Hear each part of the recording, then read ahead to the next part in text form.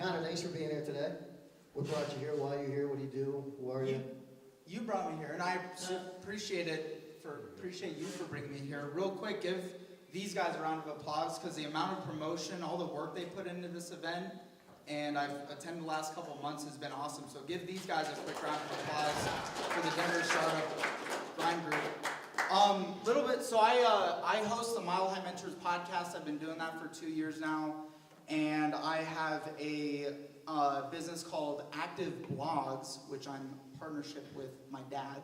So it's a family business. I've been doing that for about 4.5 years now, and loving it. Work with a lot of companies that do complex B2B sales, and get to meet some of the most amazing influencers and entrepreneurs here in the state of Colorado. You're a damn good dresser, Connor. I mean, that's one of the things I like about you. Really nice guy.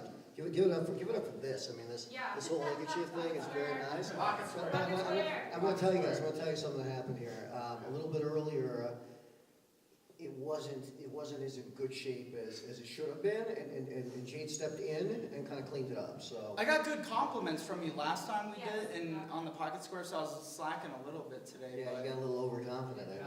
Well, it's funny. I'm a young millennial, right? A lot of young millennials. Actually, this came out of doing a podcast with somebody, and they're talking about a lot of young millennials just don't dress up anymore. Don't dress the part. I know, like people get up on like stuff like this. They wear baseball caps and T-shirts. It's ridiculous. Slumps. Yeah. But and not that there's anything wrong with that, but the folks that I want to connect with and build relationships with are at the highest level of people that I can network with, and so. It's not about the fake it till you make it thing, but I started last year, at the beginning of the year actually, this is kind of funny. I was like, all right, so, because I dress jeans, t-shirt, like I'm going to wear a sports coat every single day, every single business day for the entire year, all last year. Income doubled, met some of the most amazing high-level people that you can imagine, and looks do matter. And I think that's something that's the startup community's become quite relaxed over the years, right? So was the Pocket Square there right away as soon as you went sports jacket? No, I had the Pocket Square. I just taped it to my T-shirt, and then I would. So you added the jacket. The Pocket Square was already there. Exactly right. That was the case. Yeah. All right, good stuff. Okay, so listen. Let's. What I always like to do is sort of go back in time a bit and then get to where you are today. And I think what's cool about having you here, Connor, obviously, probably the youngest speaker we've had, if you don't mind me asking. How old are you? It's not the first time I've heard that. For a lot of stuff I've done, I'm 25. 25, so that's awesome. Yeah. I mean, you're truly an entrepreneur doing great stuff, kicking ass here in Denver, Colorado at 25. I mean, that's amazing. So let's go back. I mean, at what point, was there something, whether it be in elementary school, where you knew you were an entrepreneur, where you knew that you were someone that wanted to kind of do it your way, that wanted to disrupt, wanted to not report to somebody, lead something? Was there something? Was there a moment or something that you can look back at that you point to? Absolutely. You mean besides disrupt the beginning of your event? I know that wasn't the first time you did some shit like that. I mean, come on. Not quite. And you laugh. I actually did. So I'm a native of Colorado. I've traveled all over the world, and I've made this home. We live in an amazing ecosystem here, and so I grew up in Fort Collins, actually. And yeah, you're from Fort Collins? No, I just went to CSU. Oh, okay. Yeah, CSU people. Yeah. So Fort Collins is great. Both my parents. So my dad franchised Remax offices very early on. He got connected up. Franchise Remax offices all over the country. Met my mom. She was a real estate agent. And I just found out on my 25th birthday, last birthday, I was actually conceived at a real estate convention. So I was meant to be, when you're surrounded by real estate people, you're just kind of meant to be a people person, right? I was young kid. I was always at all the mixers and learned to schmooze at a very early age. And so I actually started my first business when I was 7 years old. Phone's away now. So I started my first business at 7 years old, and what was it, September 11th, 2001, and Twin Towers went down. I I wanted to find a way to give back. And so I actually stole rocks from my parents' yard and my neighbor's yard, rocks that I thought were really cool, and I painted them with patriotic symbols.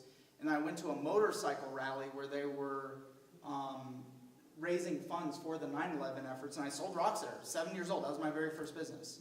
So I sold rocks, I raised the money, and then I donated it all away, and that was my first dive into, so I can remember that was my very first thing. And So it's pretty cool though, your first thing was about giving back. yeah, I mean, did you literally give all the money that you made? from what I remember, I mean, I don't even think I remember mailing it, but yeah, gave it all away, and always been very passionate about giving back. I knew at the age of 13 that I wanted to give back, and I wanted to do great things. And I spent a lot of time through school educating myself on sales. So from that, I was always very passionate about sales, marketing, business. Seeing my parents in real estate over the years, grew passionate from that. And went through high school, and we talked. You're like, share some of the downside and some of the dark stuff. And I think people see me as kind of a bodacious, like outgoing guy, but I'm really not like that by nature. And I actually went, through some very seriously. Yeah, go ahead. Yeah, I was just gonna say, at 7 you were building a business, and you're saying you're not an outgoing, bodacious guy? No, I mean by nature, like I much prefer like quiet and like being by myself, and I love people, but that's like More the people see me natural as state. I had to learn to be the outgoing person that I am. And I actually went through, just like everybody else, like this is why it's kind of weird about sharing your story, and when I hear people up here at events sharing their stories, everyone's got a story and has had shit happen in their life, right? But so not to get too much into that and all that, but I went through major spouts of depression, anxiety through my teen years. Surprise, most being an angsty teen, but I started cutting myself very early on in my age, and went through a lot of hardship with that, because when you grow up in a middle class family, right? I grew up in Fort Collins. Like, how privileged could you be to like grow up in Fort Collins? So when you grow up in that type of environment, you're fighting a different type of battle than somebody who's in horrible poverty. And so my battle was, very mental, runs in the family. So from about the ages, from 13, I was like, all right, I'm going to be 7, I started my business. 13, I'm like, I'm going to be successful, start studying successful people. I'm going to be, wealthy. I'm going to be healthy and all this good stuff. This is at 13, I decided this. And as I started going through the system and kind of went through the school system, it kind of like killed that in me quite a bit. So I went through, ups and downs, spouts of depression over the years, and So I'm sorry, let me just stop you. Yeah. I'm curious, today there's a lot of discussion about, what schools are providing, what they're not providing. So I'm curious, when you say that paraphrasing a little bit here, but that the schools kind of took that away from you, that entrepreneurial spirit, what have you. What was it that impacted that in a negative way? What was it about school? What was it about the system? What have you? I just, if anyone knows me, I can't sit still for like 2 seconds. So that killed me. That killed my... Just the idea of...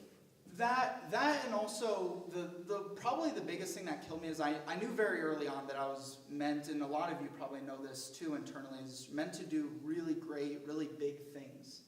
So when I was just going through the average, dips of life and all that, was when I was having the hardest time and was, cutting myself from 16 to 18, attempted suicide, and was in a really shitty relationship until about the age of, 21 or so. I threw all that shit away, and I started changing my mentality. And it was actually a manager of mine gave me a book, and I started my self-development journey from that, and I've been chasing these big, scary, audacious dreams, and I know that... What book? What book did I read? Oh, it wasn't anything that was like inspiring or like profound. It was actually a question behind the question by John G. Miller, who actually lives here in Colorado. I've had him on my podcast.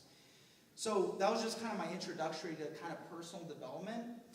But no one would guess. No one would guess this from the outside, because in between that period of time, I was also, to where I am now, I was also, I started doing door-to-door sales to pay my way through college.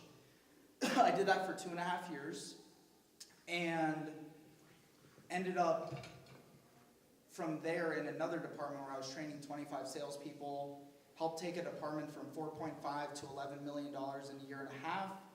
And so nobody would guess I was fighting these like major battles. And then I realized like I wasn't pursuing my full capabilities. And that's where I live at now. So I mean, this is important stuff. I appreciate you going there. I mean, there's I don't know, I'm sure most of you guys are familiar with Brad Feld, and to his credit, he does a tremendous job talking about mental health and entrepreneurs and. It's lonely shit being an entrepreneur, right? No, it's very real. Yeah. It's been, again, it's I think it's an important topic. So just trying to kind of understand this journey for you as you're building stuff and you're sort of kicking ass, right? You're building businesses, you're hiring people, you're building a team, but you're dealing with some inner demons and things of that nature. I mean, how were you able to kind of make that other stuff happen while kind of the real stuff, that you were dealing with inside? One tiny action at a time. That's literally, it's just one tiny baby step at a time out of it. I started, one of the biggest things was started to eliminate people out of my life that were in my past relationships. I was in a long-term relationship that was really bad. And in a young, everyone has, but just eliminating stuff. So not even so much about what I was adding in or doing, it was more about what I was eliminating and what I was focusing on. So it's not all doom, it's not all doom and gloom. I had some, my best experience, and we'll probably talk a lot about sales and marketing and strategy, and I hope we can get into that, because I think a lot of people here wanted to hear about some strategy and get some really actionable takeaways, not just hear about my story. So I did door-to-door sales for 2.5 years, and I learned so much about how to capture attention from just people you've never met before who would, hate you. Like, I've seen the scariest of the scariest. I've had my pants eaten by dogs. And it was dogs, you guys will not believe what is in Denver. Like people, like homeowners that live in Denver. So now having family that's in real estate, I'm terrified of homeowners. I wouldn't do it.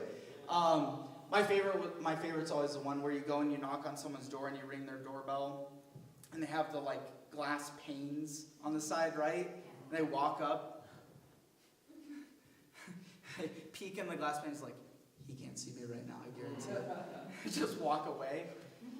So it learned me a lot. It taught me so much about leadership, because I progressed very quickly there. I was very good at it. I ran teams. I watched that company go from $13 million to $72 million within a few, I think it was 4 years that I was there. What were you selling? Windows. Do you guys know Renewal by Anderson Windows? Yeah. I watched this company have this explosive growth, and I was like, whoa, this is crazy. This is if I can find a way to tap into this and bring this into something I'm passionate about, then the world is my oyster, right? And I can empower anybody else to do the same thing. So I'd be banging on doors. I did events. I was, trained. I probably trained over 100 people on sales coming through that. And one of the things that I learned, because a lot of you, how many of you guys are startup entrepreneurs in startup space? Startup. How many of you want to start a business? Startup is in a big company startup, or just small business? I've heard. You could be any size startup. Okay. Yeah. I've heard people distinguish between small business and startup. Apparently, I talked to somebody the other day. I'm like, what do you do? They're like, oh, I'm in a startup. I've been around 9 years. Can you call that a startup anymore? Yeah, you know, it's kind of a funny thing. Startup has become such an attractive term. You know, when you think about people wanting to work for startups, the companies will continue to call themselves startups. Market themselves. And they're you know, they've hit unicorn stage. Yeah. You know, they're worth billions of dollars, and they're like, yeah, we're a startup. We're yeah. And then, I mean, the truth is, you know, the definition has sort of changed over the years. You were asking, sir, you know, yeah, you know, I mean, the truth is, you could be a startup and have 3 employees. You could start up with 15 employees, and, you know, your plan could certainly change in terms of, you know, are you looking to raise money? Are you looking to build? Are you looking to one day be a big company? I mean, a lot of companies, I think a lot of times people think, and sorry to go off on a tangent here for a second, but I think a lot of times people think that you have to decide where the company's going to end, or you know, what's the ultimate plan the day that you started. And I actually think in some cases that can be very foolish, because you can get away from what you're trying to do and accomplish. What would you consider a startup? Like, how many years actively in business? So honestly, I think that becomes less relevant than watching growth over time.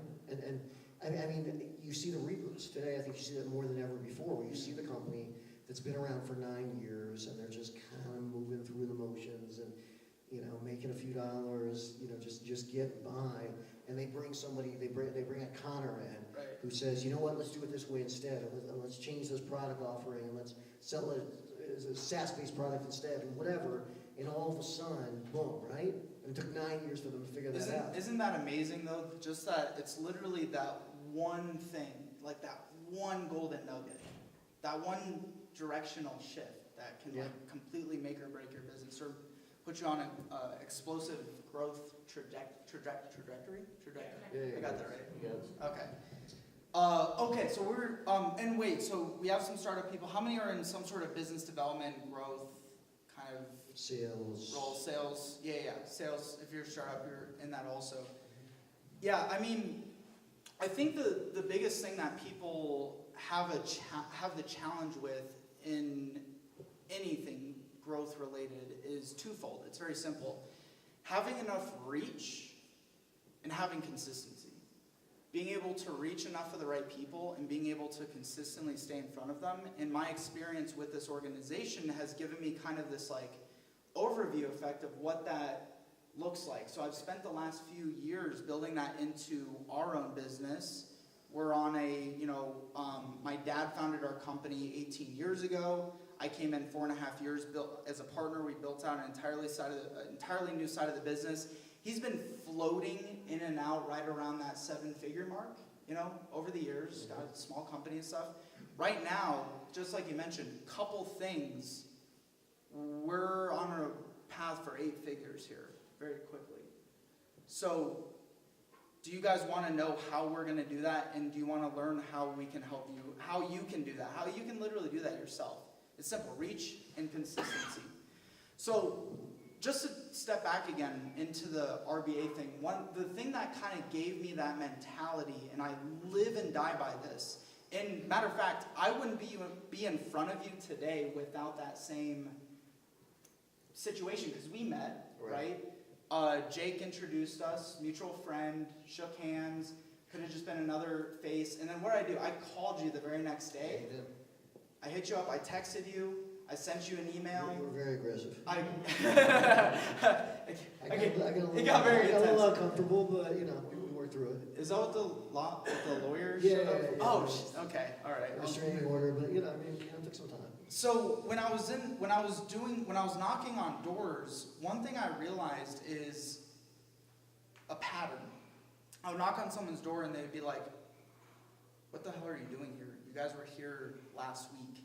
Like you sent 5 people out here last week. What the hell? Why are you here again?" But actually, dude, I saw isn't that your TV commercial like on right now? And I think you guys sent me an email this morning.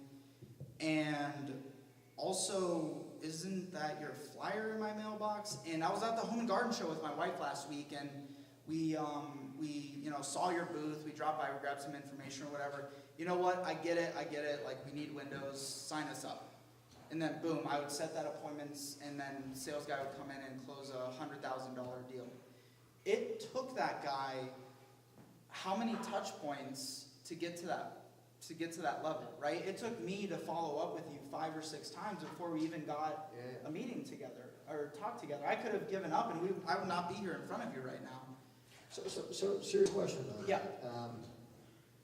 You know, how much is too much? Where's that balance? Because there's, in all seriousness, I mean, there are times when someone's selling and they cross the line.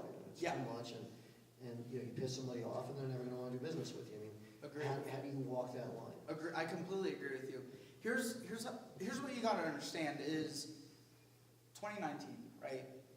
We got our cell phones. I mean, some of you are on your cell phones right now. We have our cell phones in our face all the time. We are constantly distracted. There's so much more noise today than ever. So if you truly can help someone and truly can empower someone, I just closed 2 deals this last month, big deals for our company. And these guys told me no 6-9 months ago. I just kept following up. But here's the thing is, if you're just hitting and hammering somebody with a single channel, right? So like, let's say I get a lead in through email. These chairs are so comfy, by the way. Just like, I feel like I'm gonna like rest back here. If I get a lead in through email, I'm gonna, as a sales guy, my tendency is gonna be like, oh, I got that inbound lead, person reached out to me, I'm gonna follow up with them via email. And then what does that sales guy do? He keeps hitting email and following up with email over and over and over again, and that's when the guy's like, what the hell? So what I'm doing is I'm going into these old, not old, but like some of the companies I work with, they've been around 100 years, they're doing 50, 100, $150 million in sales, and they want to get to that 200 million, or they want to get to that 100 million mark, and you go and you look through all their different channels, and they have like, referrals, networking, email, and trade shows, conferences. Like that's what these are built on. And sometimes a little SEO coming in. But the sales guys are continuously hammering and hitting one single channel. So the way you do that and not annoy somebody is what I did to you, is I called you and then you didn't answer. So I just texted you, hey, your voicemail box is full, which I think it's still full. That's weird, and then we connected on Facebook. And then guess what? Probably even without you realizing it, I was doing Facebook Lives, putting content out, engaging with your stuff on LinkedIn. Right. And so it's the same process, is people need to see you show up 5, 6, 7, 8, 9 times. How many of you want to do higher dollar sales, like bigger deals, okay? This is the process for that, is you have to stay in front of people, because if they don't get back to you sometimes, it's not out of malice, or it's not out of anger, it's not out of like they dislike you by any means. It's generally because they are busy, and you're not speaking to the channel in which they use more natively. So you kind of got to touch people in different points. What's the tangent? Where are we going to get on that? And it sounds like figuring out which point that's the point they like to use. And sometimes it's all points. You asked me how old I am. I'm 25 years old. My problem in my business right now is we have too many leads. Like we have too much prospects to work with right now. It's a good problem to have. But people that also have all these leads, they just kind of like rely on that. And I qualify the right person that I'm going to be working with. That's how our client should do it too. And so I will still pick up the phone and call people. I know, guys, I know it sounds really profound, but cold calling still works. Cold calling is not dead. Email marketing is not dead. SEO is not dead. Trade shows, conferences. You guys all agreed you want to do more business and you want to grow your business, and you're either a founder, startup, or you're in some biz dev role. This is how you have to do it, is you got to leverage everything now. You got to really use your team to be socially surrounding your prospects and the folks that you want to be building relationships with. That's the thing, is building relationships. that's the other thing too, is that's how you don't piss people off, is you build relationships for the long term. If you're in a startup and you're just trying to like burn through shit to get to your exit, you're probably gonna piss people off because you're not in it for the long term. I'm in it for like years to come. I'm looking at our business like 15, 20 years down the road because we don't want to sell it. We want cash flow coming from our business. Right. Yeah. Good stuff. Let's go back for a minute. I'm curious. Going into business with your father. Couple things around that. What was that at any point? You know, whether during college, what have you, like the ultimate plan, or how did that sort of align itself? And then sort of the follow-up question to that is, it's always interesting doing business with family members, and obviously it depends on the person. Father and son can be great. Father and son can be challenging for various reasons. Curious how that dynamic works for you. It was the best decision I ever made. I was either going to, because of where my passions lie, it was organic to kind of fall under the umbrella of his business. So that just felt natural. But wait, ask me the question one more time. I totally lost my train of thought. Oh, how was it working with that and stuff? So yeah, just from a chemistry standpoint, father, son. Well, from college, I would have gone in one of two directions. I would have either gone straight into entrepreneurship, because I knew working for Renewal by Anderson and, working for the man, I couldn't do that. And I probably would drive people crazy if I worked. Like, if you had me as an employee, I would drive you nuts. I can work for you as, like, you'd be a client of mine, but if you had me as a full-time employee, I would drive you crazy. So it was either natural to go that route, or it was natural to just kind of go in and take a vehicle and drive that vehicle. And so, can I say something real quick in addition to that? So I'm fascinated by this startup. Doing what I do at the Mile High Mentors podcast and networking, and I've networked in these groups, is a lot of people who are starting businesses kind of feel like they're going to start like the next Facebook, or they're going to start like the next big, like, sexy tech hub. But I can't tell you the amount of people who do that and are massively depressed, and it doesn't go anywhere because they're trying too much to innovate when there's other channels that are not being served, right? So for example, I'm in marketing, and how many marketing agencies are out there? How many companies in marketing are out there? So I took what we do and burrowed out a very narrow space and have been on a fast trajectory to building amazing wealth for me and my family. So let's take a step back. Yeah. For clarity purposes. Yeah. What was your father's business before you got involved? What is the business now with your involvement? Yeah. So good question. And then I definitely want to circle back because I had a point there on starting a business and kind of where you at, like where you're at if you're looking at starting a business here soon. But Mark, my dad, he started a company called Proven Systems. 18 years ago, we started doing content marketing for IT, telecom companies. Worked with like CenturyLink, Level 3, Time Warner, done their internal newsletters for 6, 7, 8, 9, 10 years. And that was the main business. Content, that's it. We did one thing. We did newsletters for businesses. And he did just newsletters for 14 years. Just newsletters. And built a business that did millions and millions in residual income. So it wasn't a sexy business or anything, but and to answer your question, where we transitioned from there, eventually we added in content. The big content marketing boom occurred a couple years ago.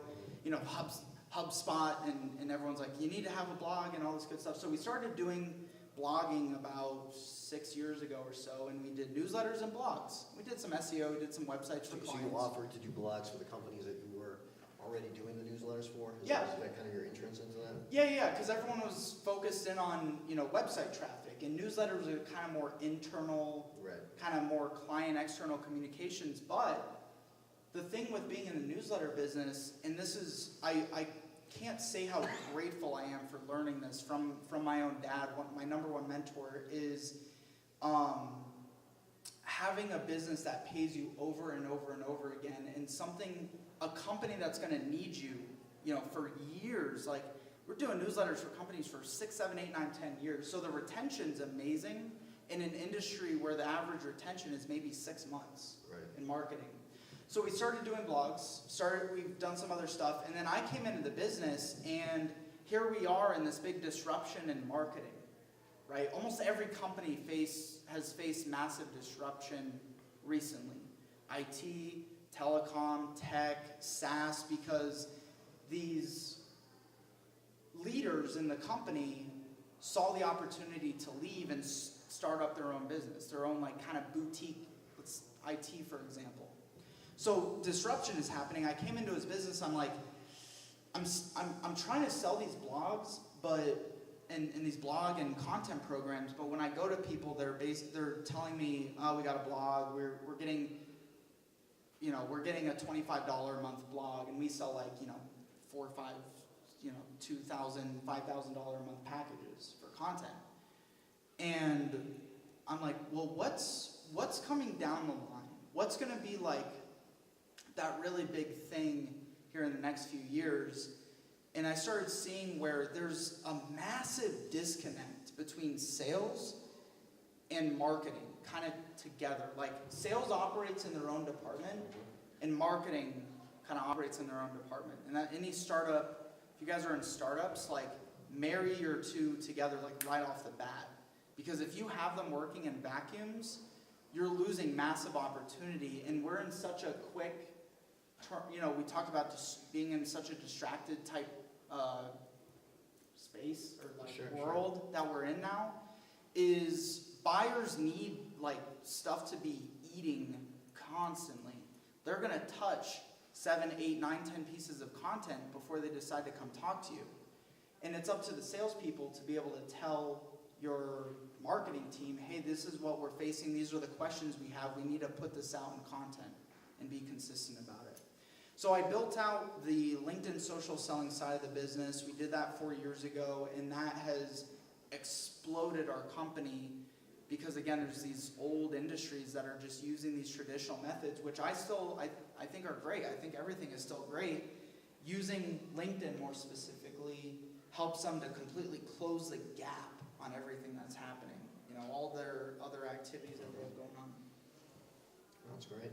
I think you bring up some great points just in terms of we're so caught up in the next cool thing, the next big thing. Where are we today? But we sometimes forget about these legacy companies or these legacy businesses or these industries that have been able to survive all the changes because of sort of the necessity of them. Connor, I'm going to speed through for a minute because I want to make sure that people have the opportunity to ask questions as well. I think it's amazing what you're doing. Let's take a minute, because you talked a little bit about the company that you have with your dad. Let's take a minute and talk about the Mile High podcast. Yeah. Mile High, this is probably always the most challenging one to answer is why'd you start the podcast? Well, there's not any one key reason. It's kind of for the same reason. There's 5 or 6 different reasons, but first off, it was something I wish I had when I was younger, and I was going through those periods and those phases, and I had beer on the floor, and I was upset about it, and so I also saw. Hopefully you didn't get on your pants. He's good. Okay. I think that's those khaki pants where you clean it off. Yeah, you see those commercials? They're dumping lava on these guys, and it's look, it's not going anywhere. It's fiery lava on it. Hey, Jake, how's it going, buddy? So, the podcast I started 2.5 years ago. It was also another. First off, nobody ever from the first caveman that handed down fire. Yeah, I like your face on that. So just bear with me. You'll see where I'm going with this. It'll come around. The first caveman that handed off fire, that was a form of mentorship. It's no different. You cannot survive, whether it's health, whether it's relationships, whether it's business, without somebody handing you that fire. And so that was another reason why Mile High Mentors was so important, is I wanted a platform where there's a shit ton of podcasts out there. I wanted something that was local and something that Doug could listen, he can hear a guest and be like, oh, I can literally go take that guest out for coffee because it resonated with me. And that person resonated with me. And so that was one of the kind of key reasons I did that. And also where Colorado's going, we're about to, next 10 years is going to be crazy. I mean, I've been here my whole life, and foreshadowing, our economy is about to expand. So we have some of the top tech companies in the world, top mentors, leaders, entrepreneurs that are here, and so people who are here need to know what resources we have. Right. No, good stuff. Listen, Connor, you're doing some amazing things. Really glad you're able to come today and talk about not just the companies and your background, but I think some really good advice. I'd love to open it up to you guys if you have questions for Connor on any of this. Raise your hand and ask away. Sir, you in the back. Thanks, Doug. That was a great talk, Connor. Thank you. Thank you. So I just What, experienced... real quick, what's your name? Stephen Keenan. And what's your business? I'm a consultant. Most of my work is in Ukraine right now. So during the Cold War, I worked in Afghanistan. You flew here from the Ukraine just to be here I flew tonight. in from Ukraine last night. You're awesome. Appreciate you. I'm a neutered house pet. I haven't been in Ukraine, but I'm very busy with Ukraine. I just had This guy's amazing. a meeting with the new Russian ambassador, and it was his first day ever in California, and that helped a lot to create a good environment. For the afternoon, it felt like Moscow and Washington D.C. were pretty far away. But anyway, I digress. I was just 2 days ago, I was put in jail for 24 hours with LinkedIn. I thought that was going in a totally different direction. Okay. So, yeah, because I've been hitting that invite button quite a bit. Well, that's why. Yeah. But you're surprised? I'm out of jail now. Okay, good. We had a nice discourse. Who's your parole officer? I'll give him a ring for you. Well, my question to you is that, talk more about LinkedIn if you would. That would be awesome. I've been on LinkedIn every day this year, and I find it really valuable. Right. Do you have you're doing so much work with LinkedIn. Have you been to their offices in California? I'm sure you have. Do you have a special contact that you use? And, a person that gets on the phone with you? And then, do you advocate for your clients? Because I've been reading about some of the tricks you can do with LinkedIn. Do you advocate for your clients that they send out mass emails to all their connections? Context is everything. So it it totally depends. There's 5 questions there, so let me try to dissect this. First off, Can you just give up the contact, please? He just wants to know who you're. if I gave you the contact, I'd have to put you back in jail. LinkedIn is the most undervalued social media marketing platform that exists. Because when you start a business, a lot of these startup founders, they try to go market themselves on Facebook, on Instagram, on Twitter. I created my first LinkedIn profile when I was 15. The platform's been around for 17. Do you guys remember MySpace? Yeah. Okay, Doug was in my top friends list and he didn't even know it. And LinkedIn was created about the same time as MySpace. And it is still massively evolving. And I use Facebook, if you follow me, here some of you may follow me on social, I use Facebook, I use Instagram, I use Twitter. I make money from LinkedIn. And I'm talking I do very well from being able to put my brand out there. So yes, to answer your question, there's some amazing strategy, bless you.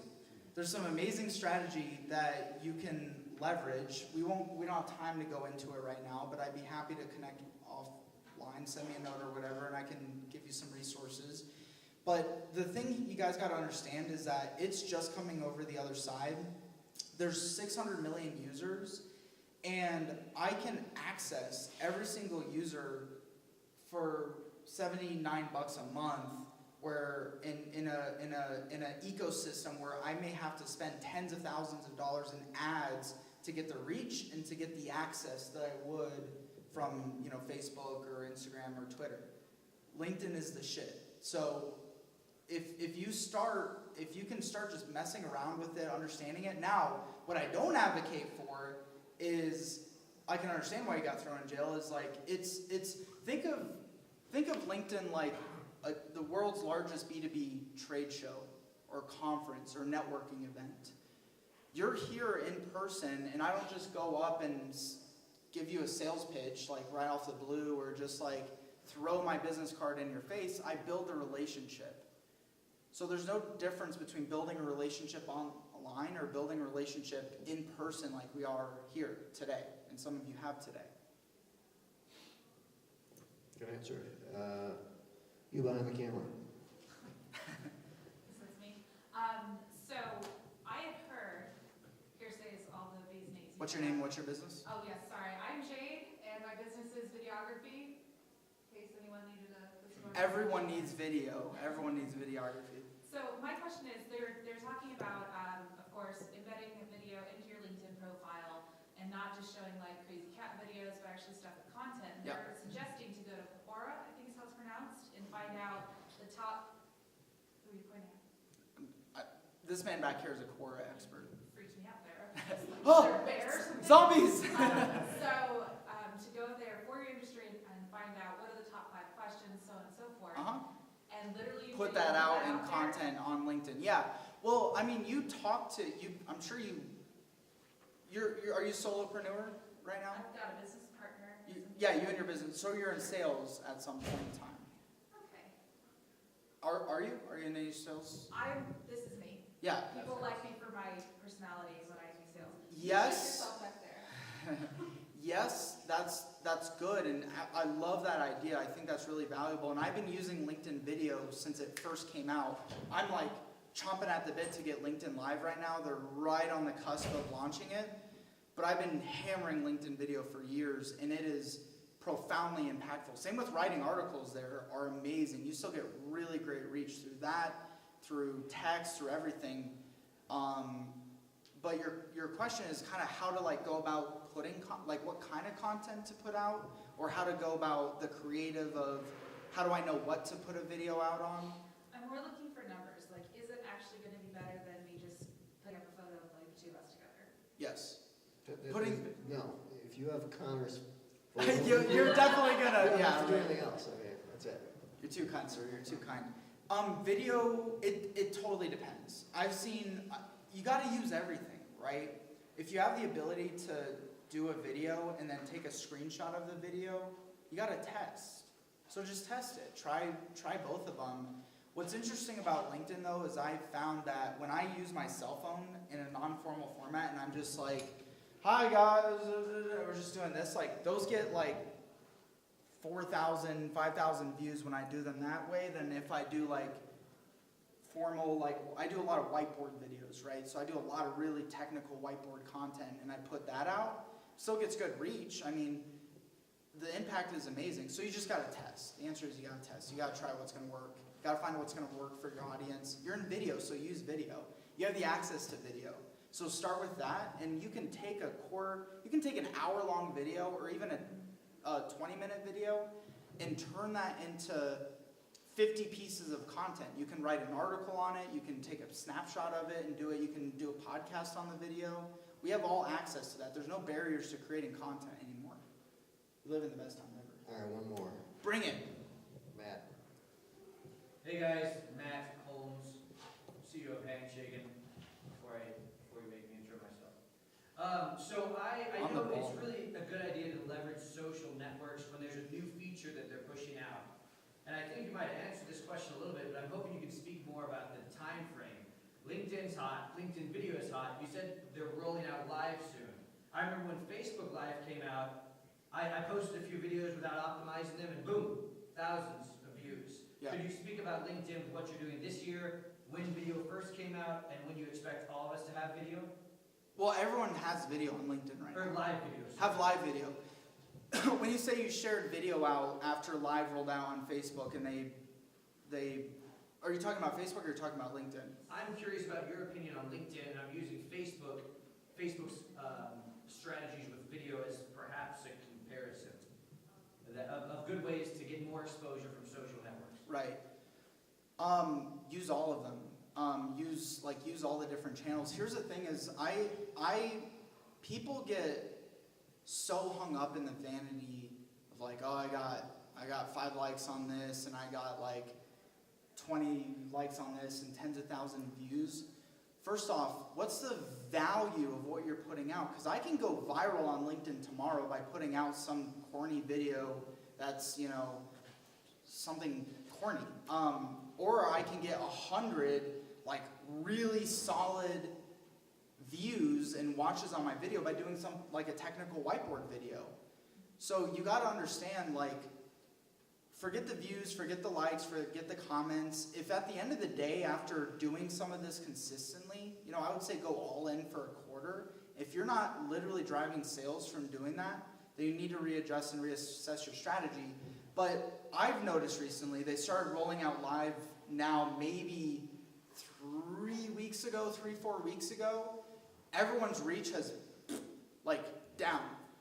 Even mine, like, there's times where I'll put a video out and I'll get 30 likes and 10,000 views on it. And then last couple weeks, there's times where I'll put something out and it gets goose egg and like a couple hundred views. And most people will be like, this platform sucks. Like, I'm gonna move on and do something else. But consistently, everything goes full circle all the time. Look at Facebook, right? Facebook organic reach is like really starting to come back. Well, it's like that, but I mean, it's still valuable. Like, I did a live stream, I got 400 views. Guys, your grandparents didn't meet 400 people in their life, and you're complaining about that many views. So stop getting hung up in the vanity metrics. Is it actually driving impact in your business? If not, you need to readjust your strategy. Okay, and then this is the last one, real quickly. Connor's gonna hang out for. Yeah, I'll so be here. You guys can ask me wanna more ask questions. like I said, there'll be drinks and such out there. Go ahead, sir. I thought we were doing a stand-up routine after this. That's later. That's the after party. Are we having a drink now after this? Since we got Caffeine. caffeine, more caffeine.